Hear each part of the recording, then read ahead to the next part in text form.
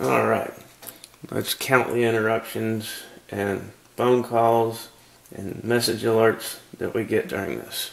There we go. Okay guys, here we are with a 30 round modified magazine. It has the GMC bulk air adapter, as you can see. It has a stiffer spring than the stock spring, so it can shoot 4,000 rounds a minute with the new board. It has a modified mic Tong valve in it, and it also has a modified follower. And I'll go over all that with you in this video and why I did that. Just going to go ahead and take it apart.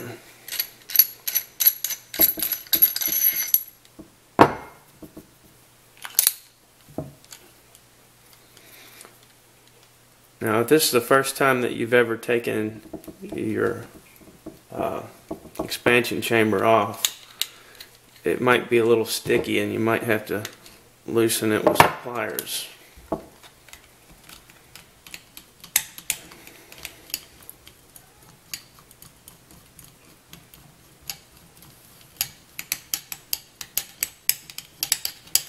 Be sure and hold your valve body down while you're doing that, because that spring's going to want to throw it out.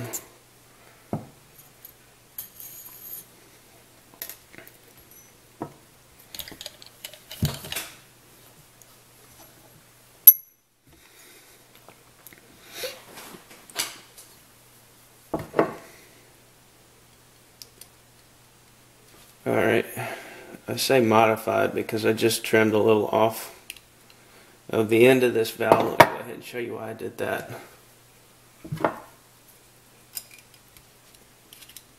Here we have another valve body with Mike Tong's valve in it that hasn't been trimmed.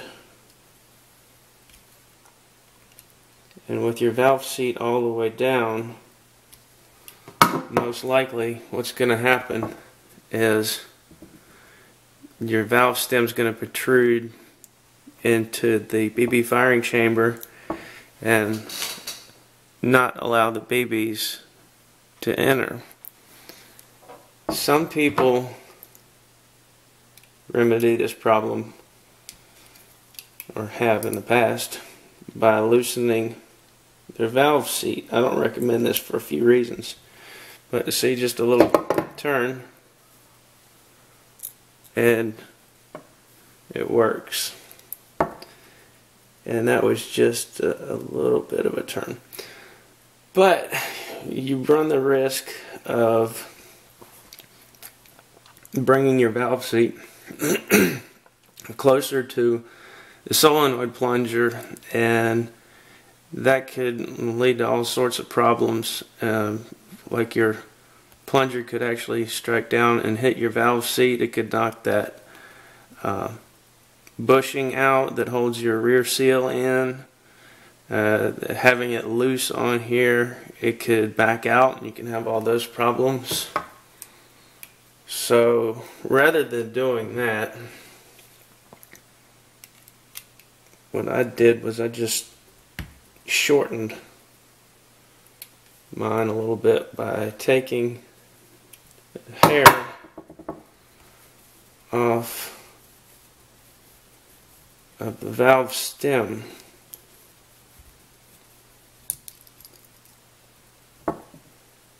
So there's our valve seat, our valve, our spring, our metal washer, and our front seal, and that's how it all goes together. This is what I'm referring to as a valve stem. And the way I took a little bit off was to chuck it in a cordless drill, and I put my drill in a vise and turned it on and just took a file and just shaved off, I don't know, about a thumbnail width. It's obviously shorter than the stock valve, but I mean shorter than the original Mike Tong valve, but not by much.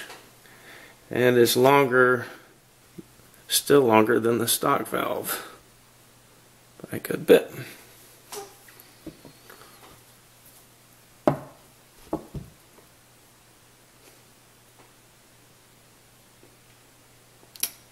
The other thing I did was, before I got into this, before I just went ahead and threw a valve in there to see if it would just work, was got to looking at it, and with the stock follower in this valve body, the way it's designed is it's designed to actually protrude through your firing chamber, and the reason for that is it will hold the last round in the dimple that's up there inside.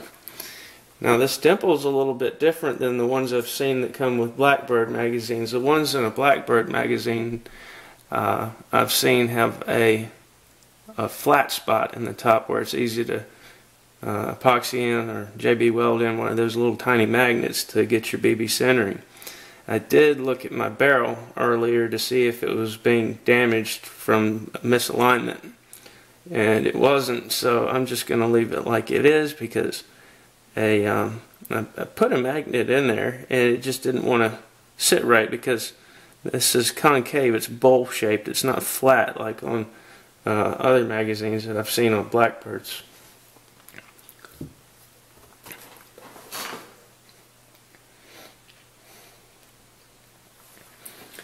So to remedy this problem, to keep your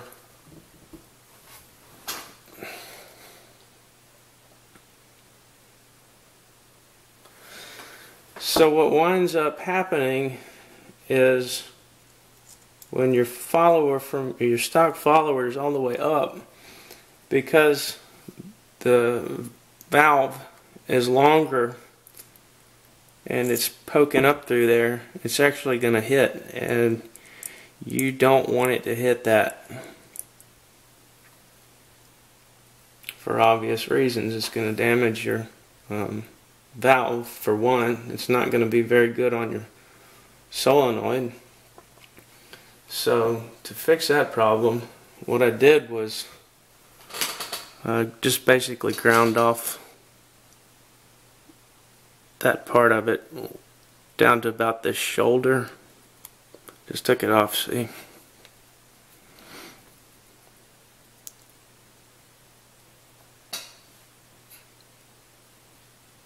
So now when this follower comes up,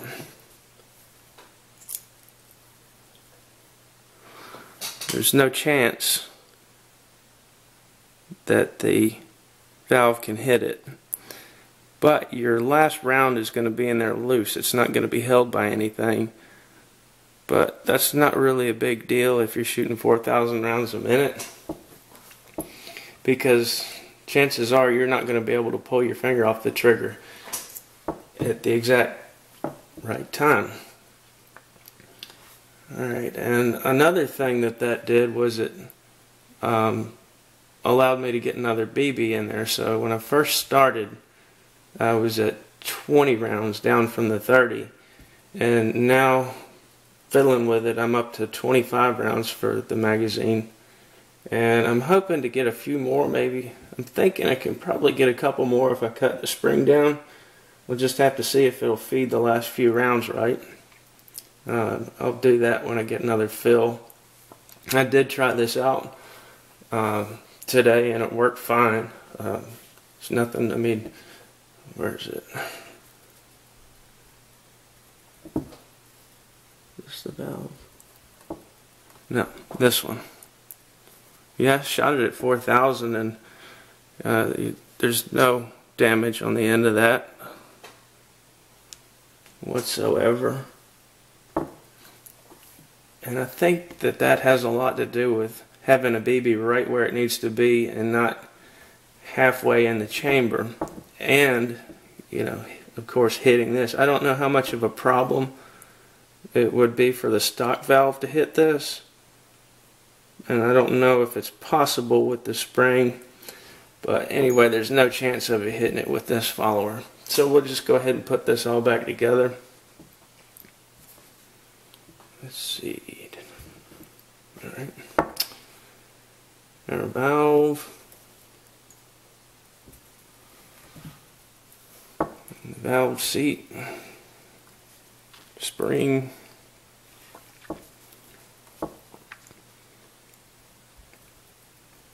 Drop your seal in. You might have to tap it a little bit to get it in the right spot. Okay. The metal washer goes in. Okay, that looks pretty good. And we just put this assembly in. It's good to do this with it downward because you got that seal in there and then the metal washer on top of it. And having a longer valve makes this a lot easier. And so does having no BBs in it, because you can look down in there and see your valve.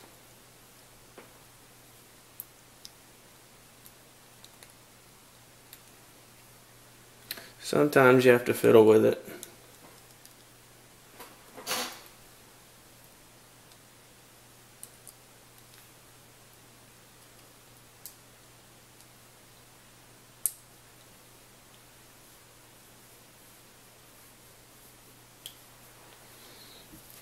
Okay.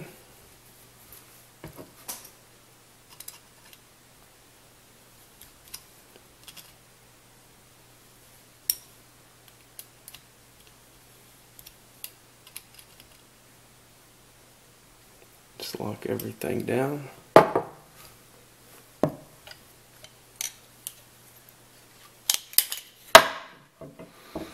Go ahead and put our spring in.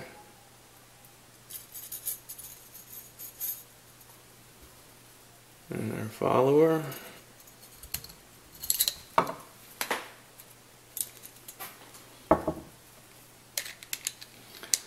And just put your valve body on there and hold it down while you screw this in.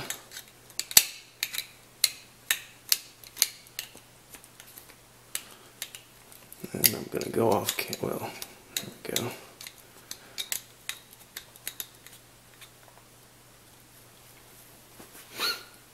I like to get these just hand tight because I take them apart a lot. You might want to, you could tighten it up with a knife right there if you don't ever want to take it off again. Or loosen it the same way. Put our bulk adapter back on with the machine part facing down.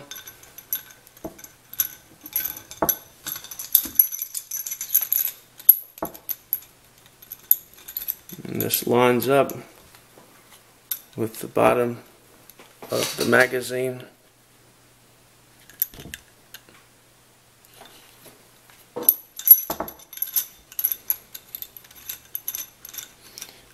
And screws in like so.